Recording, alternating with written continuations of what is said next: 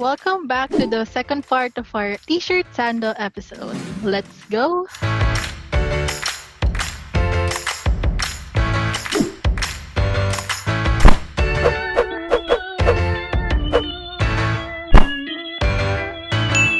Our first video is Number Pabitin by Jam Celeste. In the Filipino culture, we have this game na yung parang pabitin na parang natatalon lang yung kids just to get the toy they want or the candy they want na nakasabit. Bakit? Pag naglalaro niyan. Bakit? Wala ka nakukuha.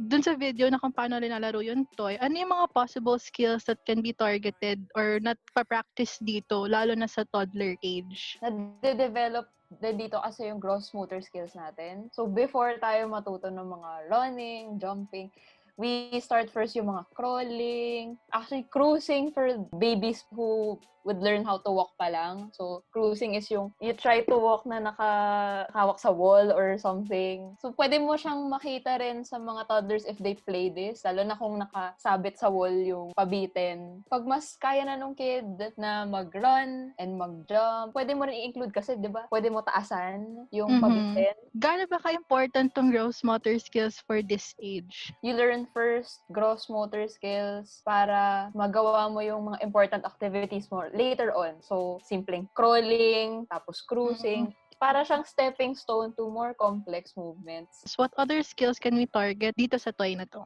Yun, kagaya nung nasabi niya, yung crawling. For gross motor skill siya kasi malaki pa yung galaw. Pero it's very good para ma-develop naman yung fine motor skills kasi nagbibigay ka ng weight sa hands mo. So at this age din, starting na rin na nade-develop yung mga hand skills nila. Mahilig na magkut-kut yan, mahilig na siyang mag-tinker with toys. So for yung activity na pinakita ni Jam, makikita natin na mayroon na siya dapat yung RGCR na tinatawag. So na-discuss din natin to sa past videos natin. Yung, di ba, nag-reach grasp siya dun sa item, tapos dinala niya pabalik kay Jam. So carry, and then release, sinoli niya yung item. So important tong skill na to kasi lagi tayong may inaabot or may kinukuha with our hands. And then bukod doon, pwedeng higher na fine motor skill is kung tatanggalin niyo talaga yung sipit. So parang fingers na kasi gagamitin mo doon.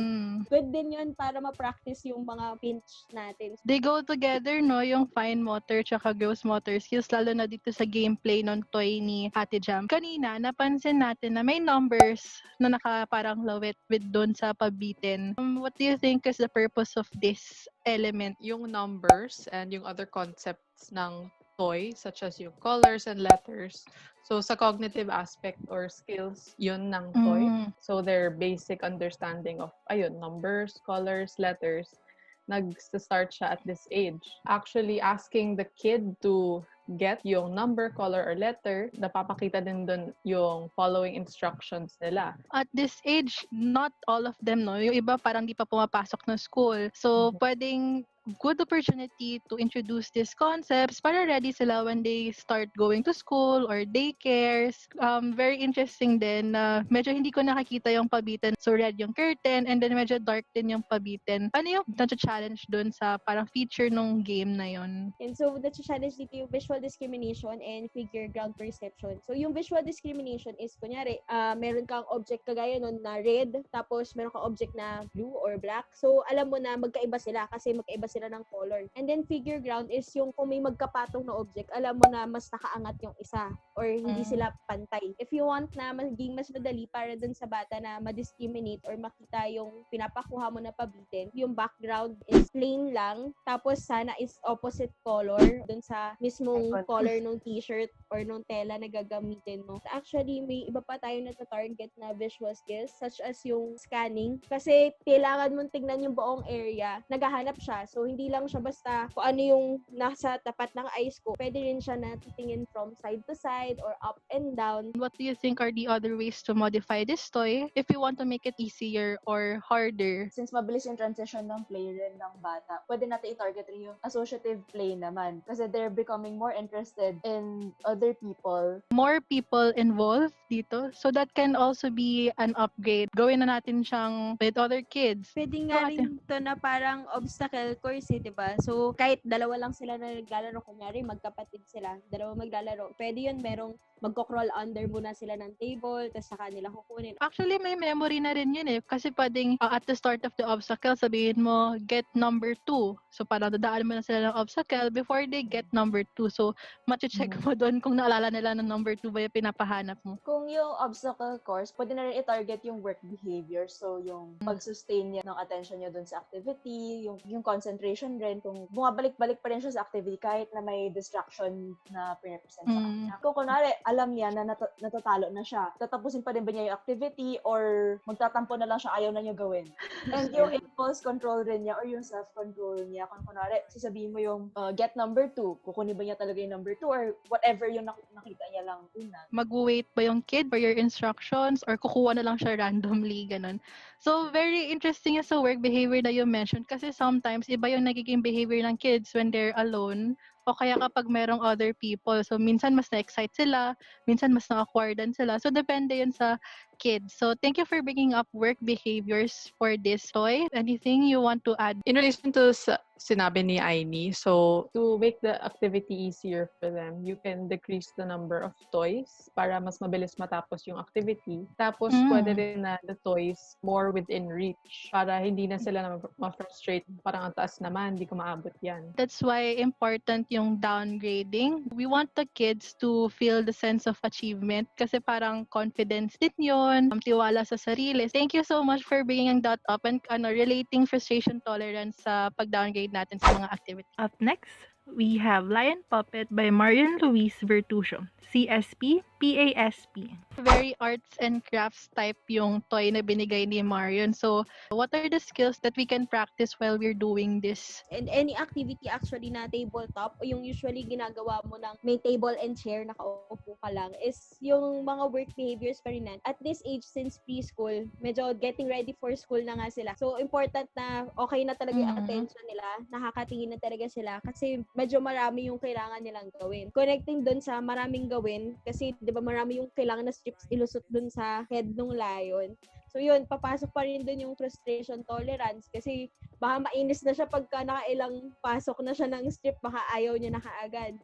And yung impulse control din natin na pag maglalagay sila, hindi basta suot lang, yung kailangan aayusin nila yung pagkakalagay talaga ng strips. Meron din dun sa activity mismo yung pag-target sa fine motor skills or yung finger dexterity, which is coordinating yung muscles of the hands and fingers. So, nakita natin dun yung paghawak niya dun sa plate and the cloth. So, yung pagpasok, meron din yung grip and pinch strength. Also, meron din yung paggamit ng scissors. Di ba may mga butas? Very important at this age kasi parang nagsa-start na school. Ayan na, kailangan nila umupo ng matagal. They need to write na. Aside from that, we talk about the process. How about the output? Interesting siya kasi lion.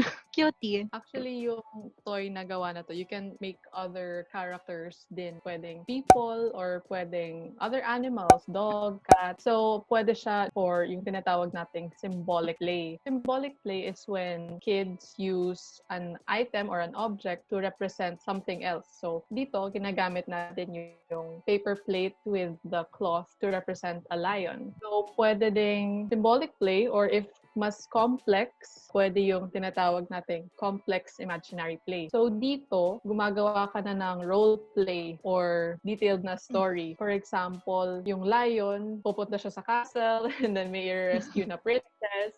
So, and then, at this age kasi, mahilig na yung mga bata dito sa mini theater and then making characters. As they develop, yung characters and yung kwento na ginagawa nila, mas binibigyan nila ng depth. So, may emotions, yung character, pwede may onting drama na yung kwento.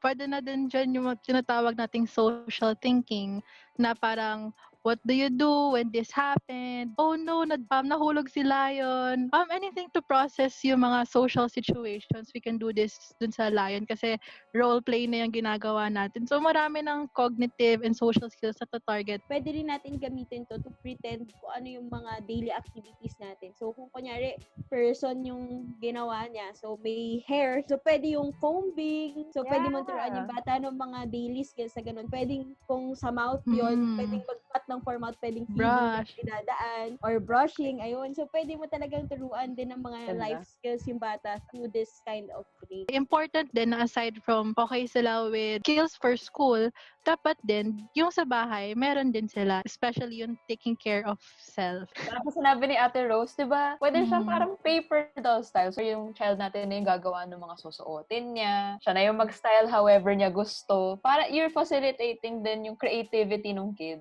Connected din siya sa ADLs, which is yung dressing, no? Pwedeng practice na rin yan. So, if ever mas younger pa yung kid, di pa siya familiar siguro sa mga gamit, pwedeng this is shorts, ganyan, mga t-shirt, what can we modify para mas challenging sa kids or mas achievable siya sa mga kids? So, pwedeng mas challenging yung na-mention yun na you involve the child dun sa pag-prepare and pag-design. Tapos, pwede rin i-involve yung child dun sa yung social stories. Character siya mismo dun sa role-play. Additional lang din. So, if ever may nangyari sa character in the story and then parang napikon yung kid dahil sa nangyari, so parental supervision is recommended. Help the child understand what happened and how to deal with the situation in a socially appropriate way.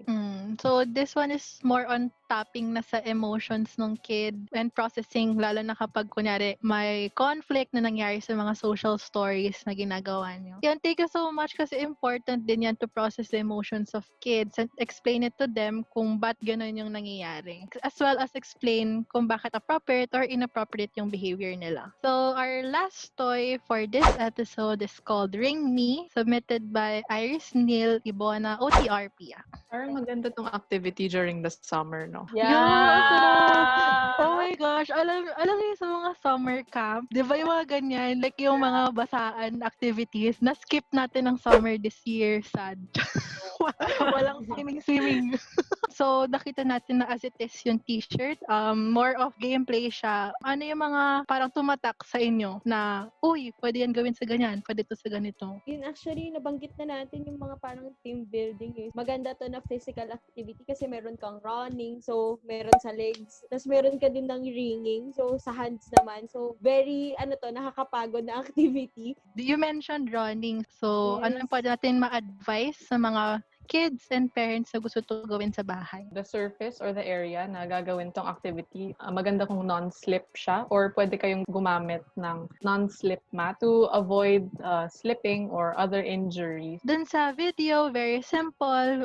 We get water and then squeeze dun sa cup. How do we make it more challenging? Baka pwede na meron silang pag-jumpan or meron silang, alam niyo yung parang hurdle. Hindi naman jump talaga yun, pero may step, may ganun. Pwedeng may mga obstacle pa na ganun. Or, ayun nga, kung mayroong time limit, kasi syempre, mas mabilis kang tatakbo or kailangan mas magaling ka magpiga para mas marami yung water na malalabas mo. So, bali parang obstacle course yung nagiging dating niya, no? We can play this with other people as well. So, ano yung mga social aspects na natatarget when it comes to playing this Ring Me game? Pwede siyang either competitive or cooperative na type of play. So, competitive yung kunwari, may paunahan kayo dun sa pag-fill up nung cup or pwedeng cooperative na you're working together to fill that cup. Yun yung mga pwedeng social aspects of this game kasi involved na yung other people. So, kailangan mo mag-communicate, you have to strategize, ano ba yung plano nyo? Throughout the game, ang dami yung pwedeng cognitive skills na ma-target. Sabi ni Sam, strategizing. So, pa-prioritize mo ba na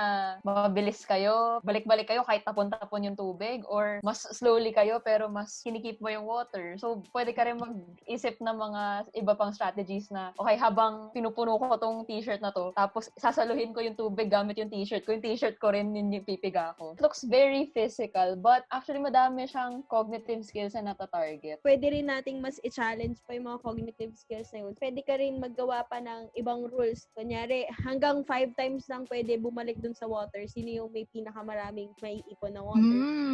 Any more upgrades you want to add, guys?